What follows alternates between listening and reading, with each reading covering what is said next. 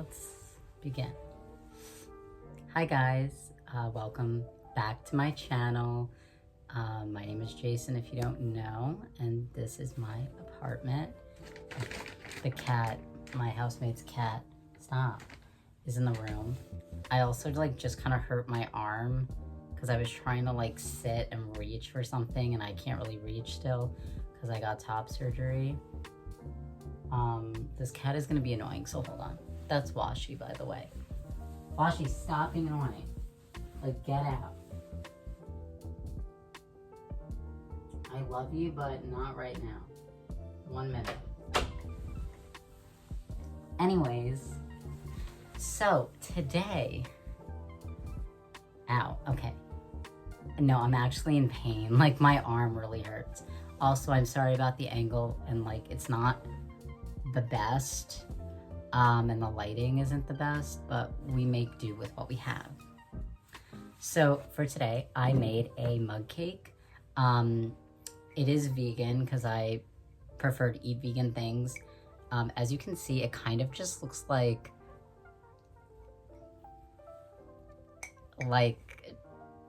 shit, I don't know, but it's actually pretty good. Not to toot my own horn, and then I put some creamy frosting on top. But I had to use whole wheat flour because I have a huge bag because the supermarket didn't have a smaller bag. So I was all right, might as well use that flour. Anyways, got my mug cake. I'm gonna get up and personal with y'all. Have my oat milk, my vanilla oat milk.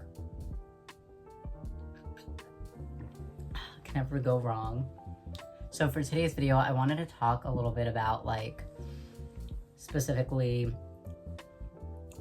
being trans and dating. Ooh. And I wanted to talk about sexual things too. So just a heads up, please be 16 and up because 16 is the age of consent. And that's typically when people start exploring their sexuality. So yeah, we're gonna get into it. Okay, let's chat. So yeah, for me, this is just a preface. So I always knew that I was a boy since I was 5. And I used to just tell my mom I'm a boy like my cousins because my cousins are boys. And I always liked boys, always. I did have a period of time where I thought I liked girls, thought it was pansexual because I had no idea, because you're a kid, you're exploring. You don't really know, you're figuring it out. But I always had this really strong desire to be with boys. So something I used to do, which I'm kind of embarrassed about, and I don't want people to take this the wrong way, so let me explain. So when I was, trying to figure out my sexuality and gender, because I came out first as officially as gender fluid, and then I came out as what did I come out as? Gender fluid because I was afraid that my mom would hate me, so I came out as gender fluid, and then I came out as a guy in 9th grade. So what was the point of that? Basically, so yes, when I came out as gender fluid, I used to watch these videos and I would Google emo boys because again, I was emo and I was obsessed with emo culture and this was after MySpace. So I was on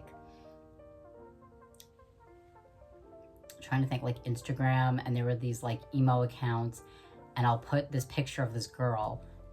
When people think of scene or emo, they think of her. So I wasn't on MySpace, but I knew about MySpace culture. So anyways, and that I had a lot of issues with depression and shit because emo culture glorifies and romanticizes mental illnesses and suicide.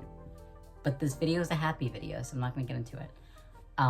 But I used to Google emo boys kissing, and I would just when I would get home from school watch emo boys kissing, and one of my friends was maybe you are a gay boy because you keep looking up Like I was like, I would read, but no, I used to like look up like gay emo boys kissing, and I would like cry that I wasn't an emo, like a gay emo boy, and like whatever. Because at first I used to present as like a scene girl, and then I started presenting as emo boy. But that's like how I figured out that I was gay, because I was like, oh my god, I am, like, I couldn't stop like writing, like all of my journals, whatever, were about like gay emo boys in love. And then, so I want to actually talk about my gay emo boy experience. Are you all ready? Oh my gosh, I'm so nervous. So, okay, so basically for me, like, I started dating somebody when I was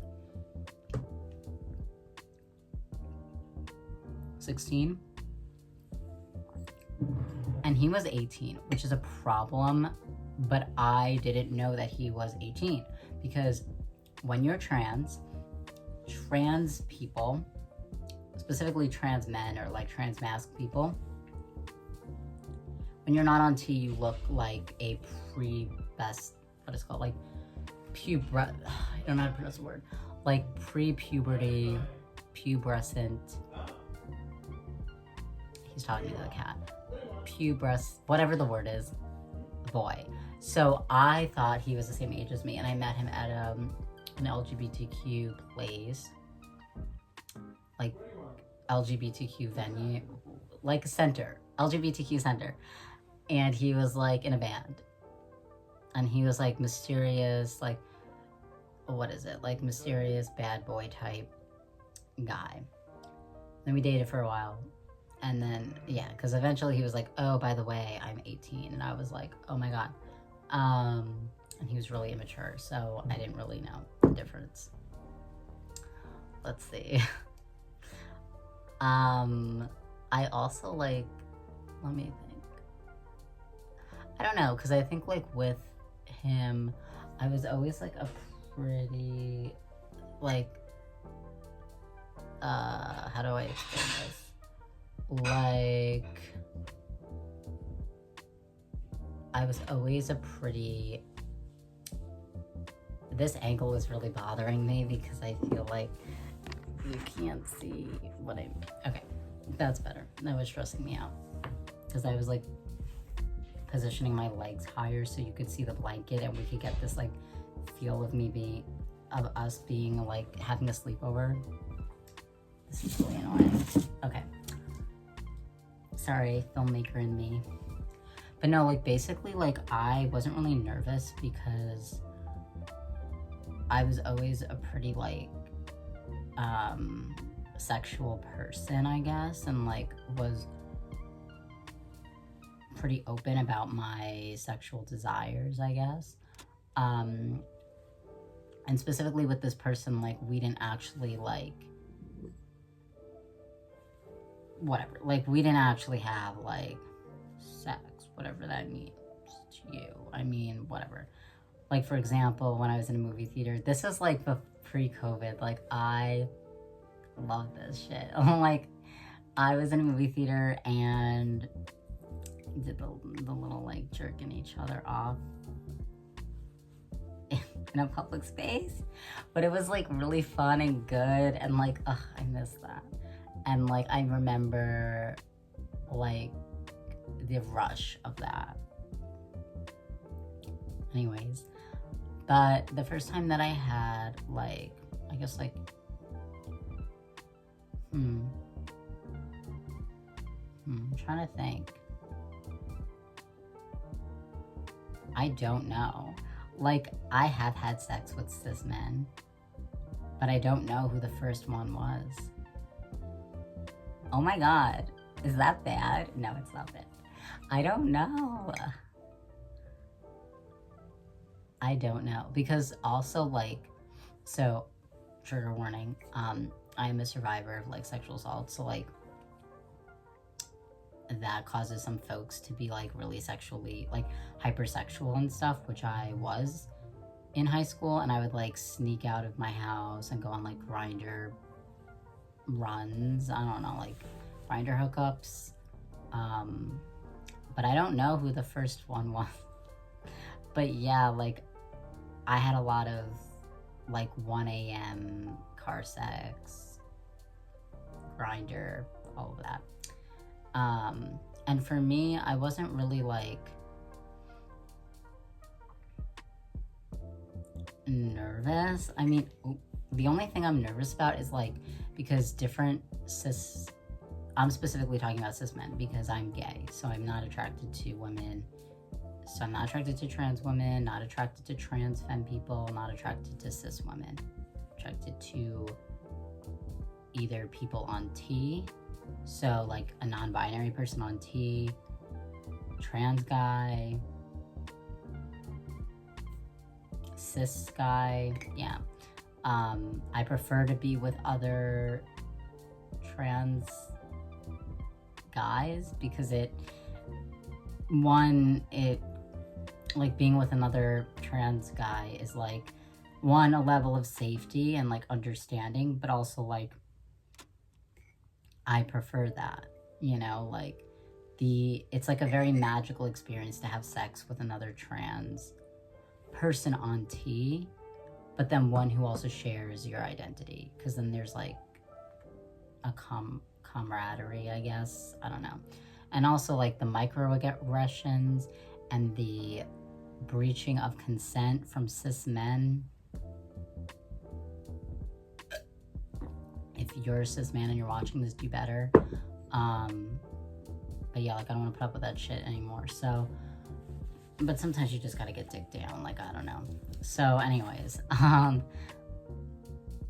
yeah, so the only thing that I get nervous about when I'm having sex with like cis men is specifically like their dick size. Because like this one guy I was having sex with like recently, his dick, I'm sorry, whatever, I'm gonna be blunt. His dick was like way too big for me, and like, and he was like fine with it. He was like, we could do other things, but I just like didn't want to do anything. And then he was like, this isn't working, you're not fulfilling my sexual needs. And I was like, not my problem, your dick is too big. So, and that's the thing, is like now I can be salty, not like salty, but like salty. Well, in the past, no. Someone said that to me when I was in high school. I would cry. But yeah, I think mostly like, because I mostly do things the front way. I've never really had anal sex. There was like one time I was going to, but like didn't. But for me, like how do I word this? Like for me, that I'm gonna say vaginal, even though I don't no, you know what? No. I refer to my parts as my dick and my front hole and my butt, like whatever, that hole. So it's really important also, like when you're having sex with people, specifically trans people, you ask them like what they refer to their parts as, because I do not use the P word. I hate that word. If you use the P word for like me, you're not getting anything. Off limits. So, ow. Sorry, my ear. My piercing is still healing and I keep hitting it and it's gonna make it have a bump. That's not good. Anyways, vaginal, oh my god, stop, Jason.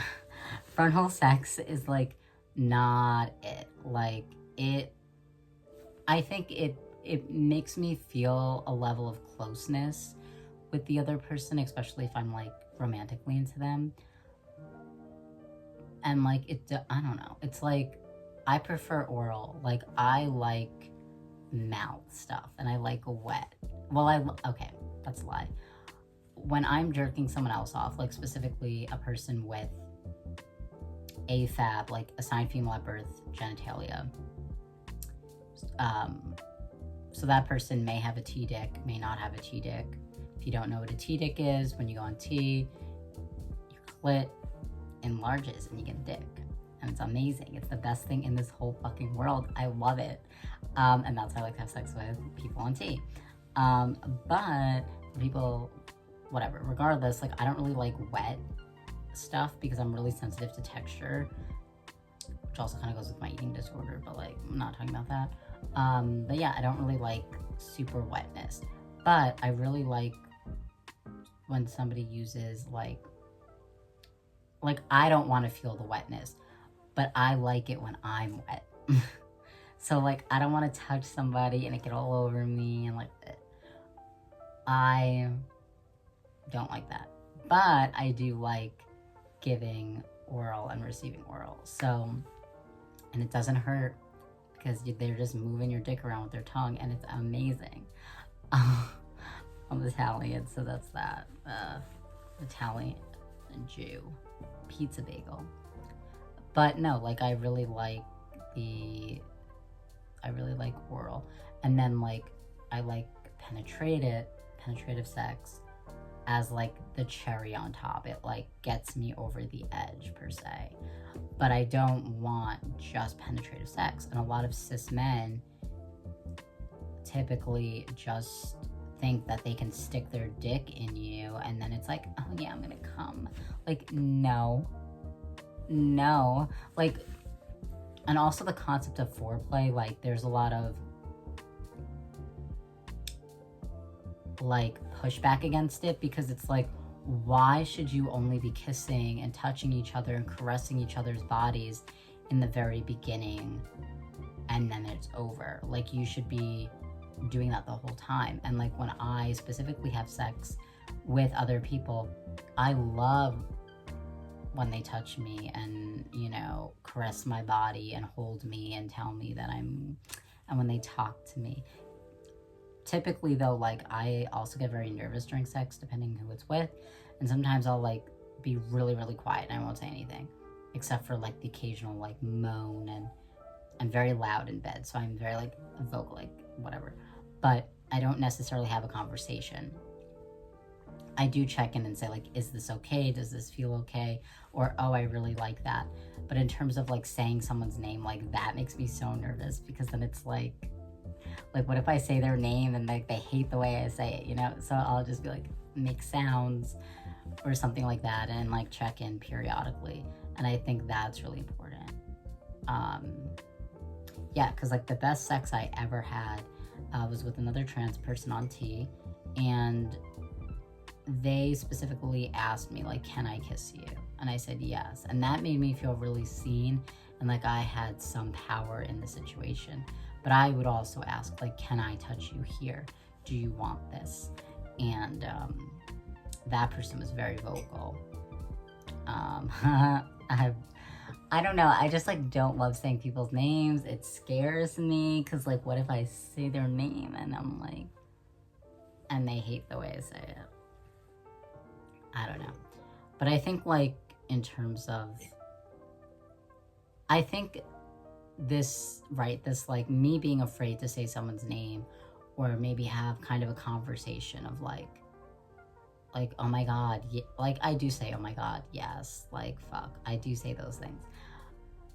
But I think the stigma around talking during sex needs to be dismantled, because it's like when I hooked up with this one guy, he was amazing, the sweetest guy ever, and I was thinking about him today because I kind of miss him, even though that was 2 years ago. But something he didn't do was talk. Like, I didn't know if I could touch him. I didn't know anything. And like, he touched me somewhere that I was not okay with, like on my chest before I had top surgery. And he asked me the next day when I was home, like, oh, was that okay? And I was like, no, it wasn't. And he was like, oh my God, I'm sorry. And I'm like, what? Like, cause you're like, he was trans post-op. So I'm like, what is going through your head that thinks that you're allowed to touch me here? And also, why don't you just ask? And he was like, I rely on moving hands. But we didn't establish prior that moving hands is the way that we're gonna communicate. So I was just like freaking out in my head, like, oh my God, I don't like this and I don't know what to do. And that's like And after that experience, which was in 2018, now remember, he touched me in a way I didn't like. I did not touch him unless he physically moved my hand to touch him. That's how he did it. So I did not touch him unless he moved my hand there. And specifically when he touched me, I just like freaked out because I was like, oh my God. But after that, I made sure to always check in with the people I'm having sex with. Always. Like, no exception. Whether I meet them from Grindr and they're a cis man, or they're trans, whatever, I always check in. I say, even with kissing, can I kiss you?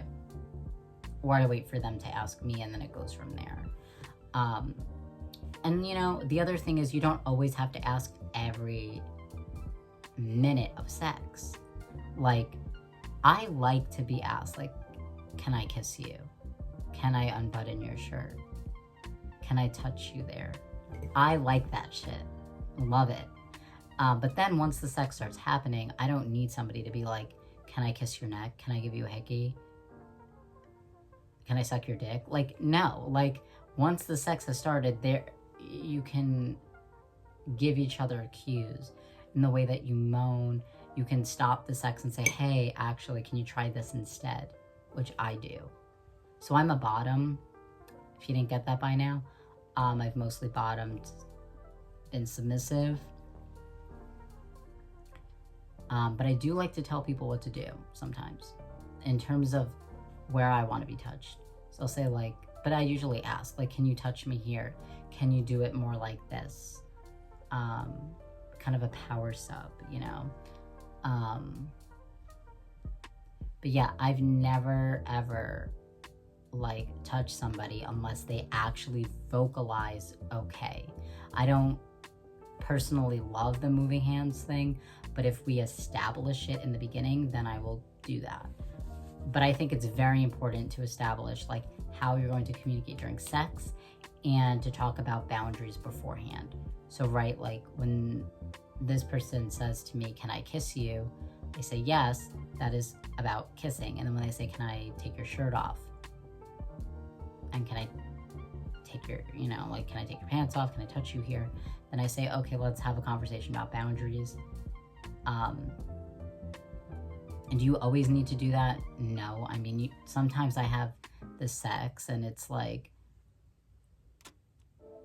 jerking each other off and like more vanilla sex, or maybe it will be more passionate, but then maybe afterwards we'd have a conversation like, what did you like about it? Or do you have any hard boundaries? Like for me, I do not like the P word.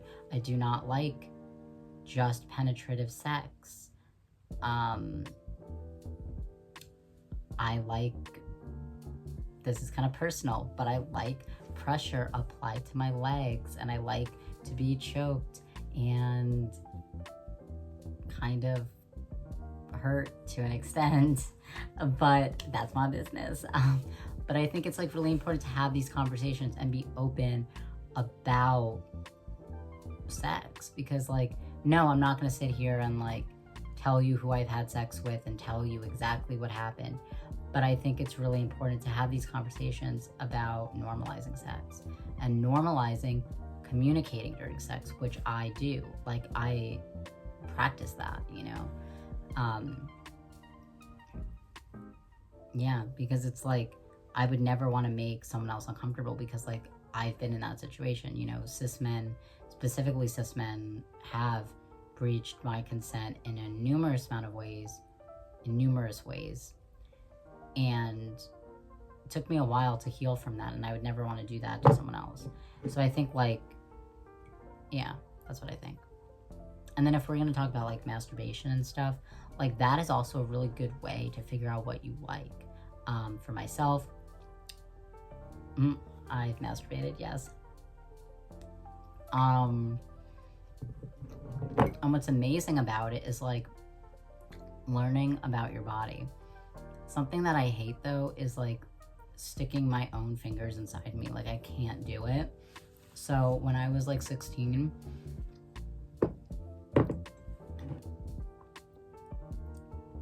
sorry. Like, I'm wearing this binder under here because since I have top surgery, like, I'll show you. I have to wear a binder.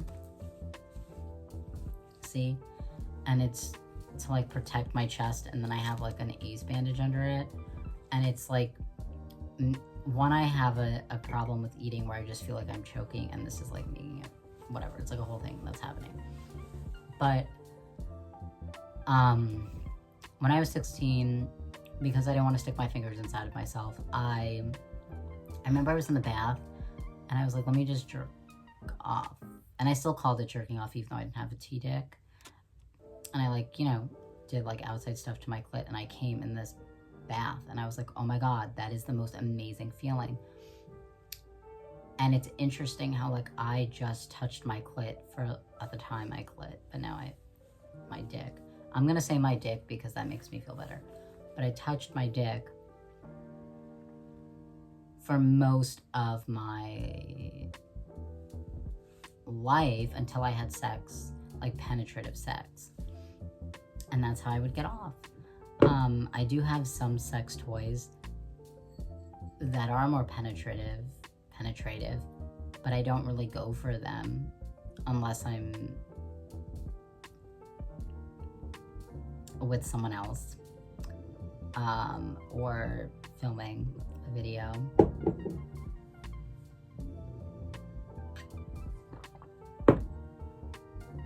You get it.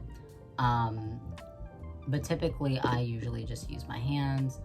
And like being on T like really changed the way that I experience sex and all of that. Like when I orgasm, it is amazing. Yeah, it's fucking great. So yeah, I don't know if this was helpful. This is like a really long video, but if you want to know more about something, I could maybe talk about it. Maybe make some like advice videos if you want. I just wanted to like film a video where I just like ramble, and it's like us hanging out, having like mug cake, and maybe like it feels like a sleepover and it's cozy and nice. Because at the end of the day, it's like I want all of you to feel safe and comfortable and loved when you watch my videos, because I personally know that if it wasn't for YouTube, I wouldn't have been alive. Like, I grew up watching Conan Gray, even though he's the same age as me, and like Ashley Best Dressed, and like I didn't really grow up watching Emma Chamberlain. I got into Emma Chamberlain this year. I'm kind of late to that. But watching, I don't know, I just want to create a safe space for everyone. And that's my top priority, is that when you come to my channel, you are safe and you can feel like you have someone looking out for you, you know, or like caring for you. And where we can just like chat and like release stuff. Cause like with COVID, like I've been in Zoom calls like so much, and there's like not really transition periods. So I've been trying to like go for more walks, but I've been like so exhausted. Like it was 6 p.m. and I was like, I can't do this anymore. Like I can't do my work tonight. Ugh, I have so much fucking work to do, you have no idea. Because I have like YouTube, and then I have like I have a job now because YouTube, I make no money from this. So that should show you how much I love you. And then I have my internship and a job and school. So I have like 4 things on my plate and I'm exhausted. But this was so fun to talk about because sex is so great. And it's really important that we all communicate during sex and we don't feel ashamed about sex. And remember, if you watch porn, buy your porn ethically. Don't go on Pornhub. Fuck Pornhub. You might want to check out ManyVids or Chaturbate. Chaturbate's like, oh my god, whatever. Chaturbate's like a video chat. No, it's like a live stream. ManyVids is like you buy videos from people.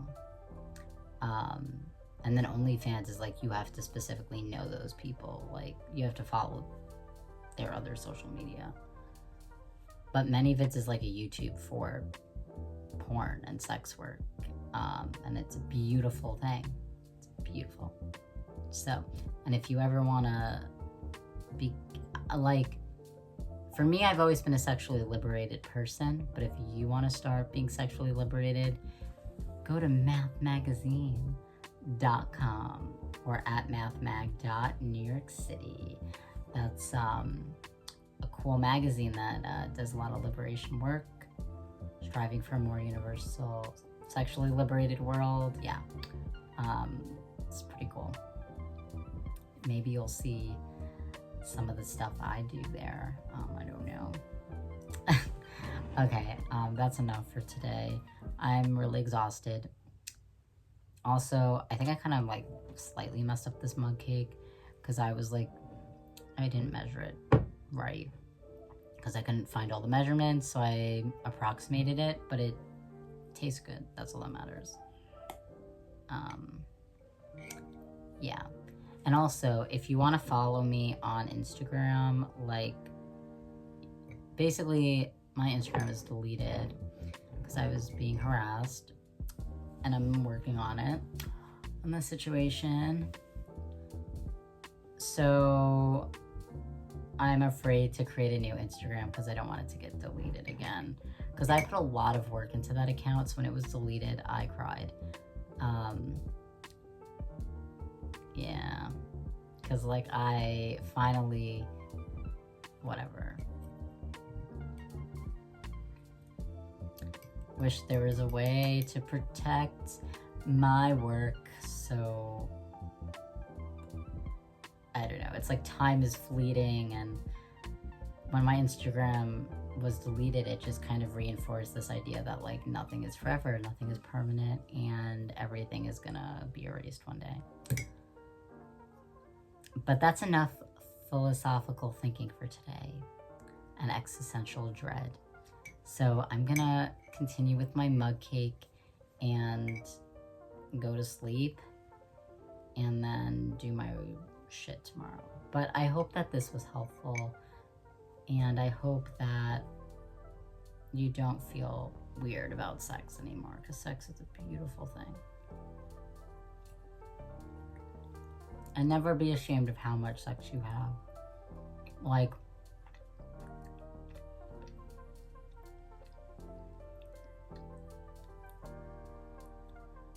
just from the amount of cis men on Grindr. Oh my god, there's a bug in my room. That is really scary. Oh my god, it's like crawling. Okay, I have to go. But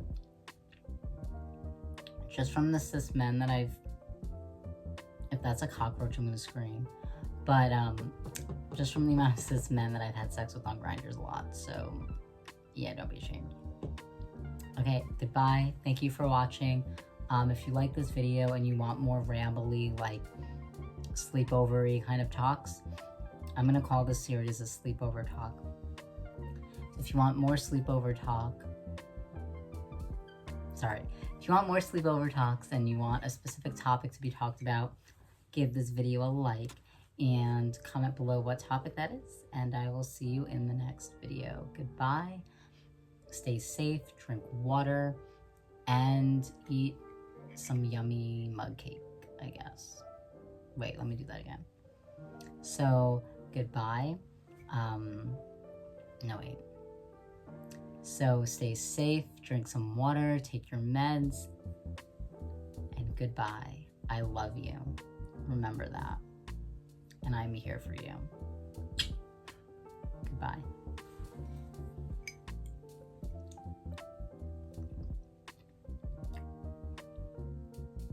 I'm really scared that bug's gonna come out, alright? I'm done. I'm done. I'm calling it a day.